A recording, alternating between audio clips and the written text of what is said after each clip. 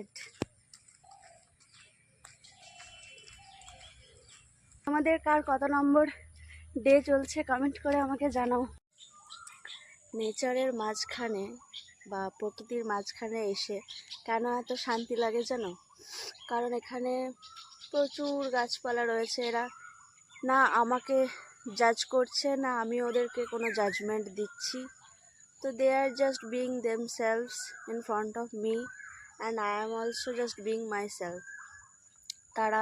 আমি ওদেরকে বলছি না যে কোন গাছটা বড়, কোন গাছটা কালো, কোন গাছটা মোটা, কোন গাছটা লম্বা। তো এরকম যদি আমরা সোসাইটিতেও যদি হতে পারি যে just being myself, I am just flowing, তো কত ভালোভাবে চলা যায় না জীবনে।